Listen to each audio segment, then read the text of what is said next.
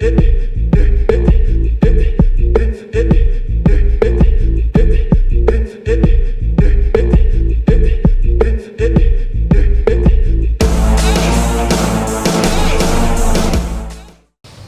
bonjour.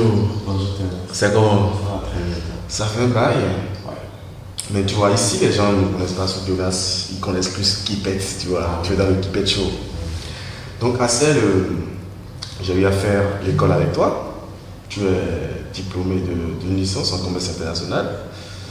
Après, tu es rentré dans le domaine du social à travers Shine Social. Dis-moi un peu, comment tu as eu le Shine Social?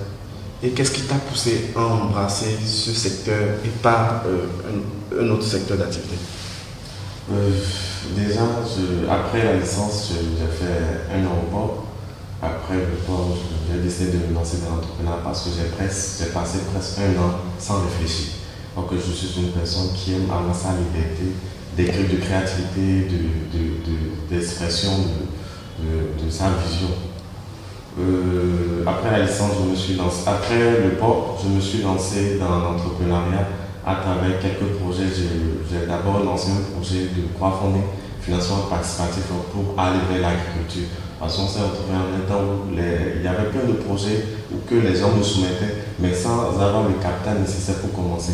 Donc c'est à partir de là que j'ai décidé de lancer Shine Together, qui veut dire brillons ensemble. C'est-à-dire que venez, nous allons mettre nos petits sous ensemble, nos petits capitaux ensemble pour financer des projets des gens qui ont besoin de capital.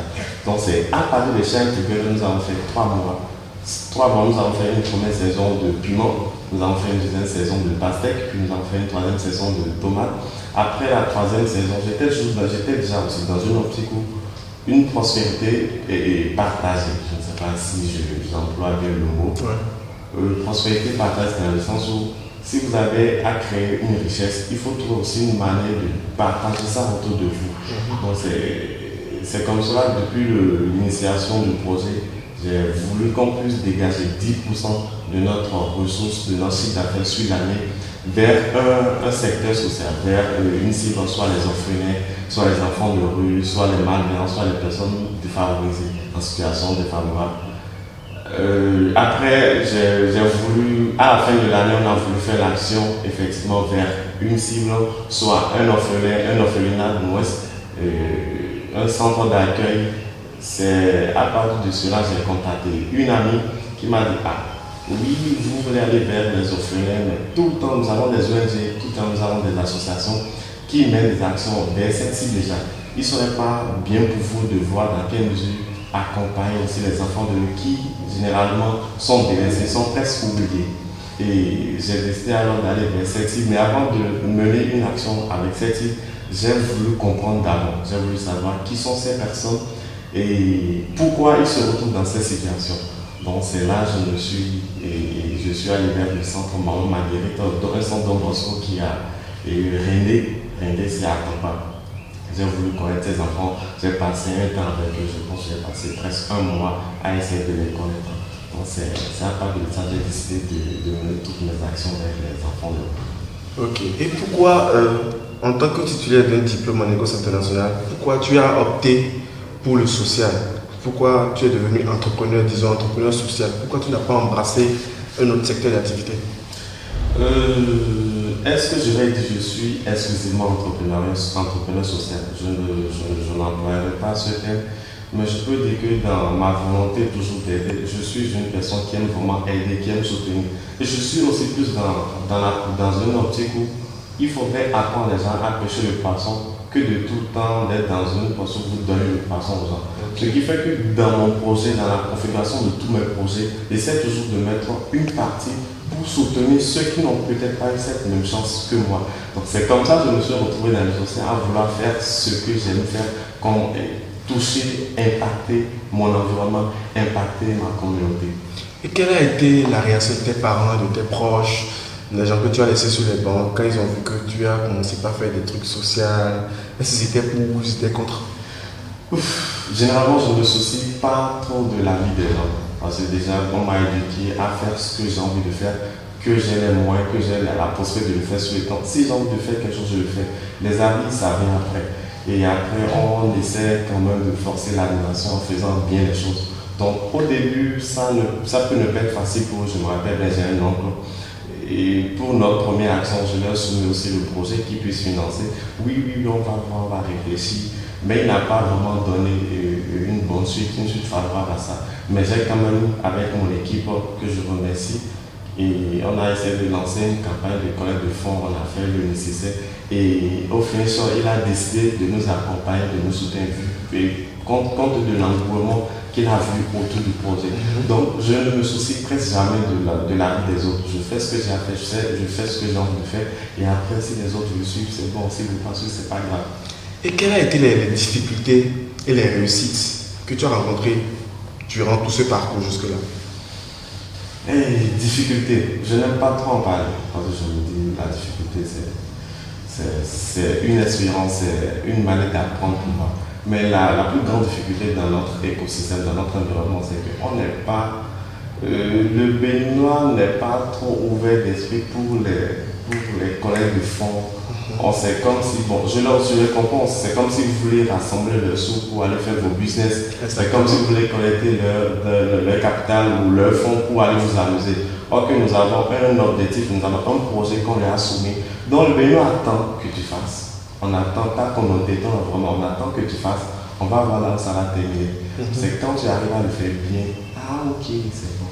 Donc le Béninois souvent ne le soutient pas au premier abord, mais on est habitué, il faut le faire, après ils vont suivre. Ok. Et qu'est-ce qui te motive le plus à te réveiller chaque jour? Ma motivation. Ouais. D'où tu dis ta motivation? Je pense que je tire ma motivation de mon environnement. Si je vais vraiment le dire. Je tire ma motivation de mon environnement. Mon objectif dans les 50, 10 ans, 30 ans à venir, serait quand même d'être un homme d'influence. L'influence dans quel sens? L'influence à pouvoir, si un proche à toi vient te demander des services, que tu sois dans cette possibilité de les aider. Influence dans quel sens? Où si tes pères, tes parents, tes camarades d'école, tes camarades d'université, n'importe qui a un besoin dans un temps, que tu aies cette possibilité de pouvoir l'accompagner. C'est ce qui me motive à me lever tous les jours, à me battre pour tel projet, et à vouloir que tout aille dans le sens que demain, je sois dans cette posture de pouvoir aider tous ceux qui viennent avant. Super. Et comment tu définis la réussite? C'est quoi la réussite selon Assel? La réussite selon Assel? Ouais. La réussite, je pense que c'est la satisfaction de son désir, de sa passion et l'atteinte de sa vision de vie. Et peux-tu dire aujourd'hui que tu as réussi?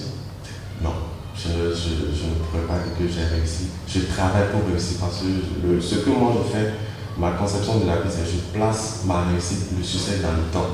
Okay. Je place mon succès dans le temps où je sais que dans 5 ans, je vais atteindre tel objectif, dans 10 ans, dans 30 ans, et faire un chemin progressivement pour atteindre cette vision, pour vraiment accomplir cette vision qui m'anime chaque jour.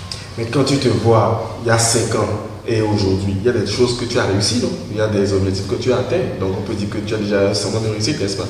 Oui, je peux dire que j'ai un semblant de réussite dans le sens où je suis aujourd'hui dans un processus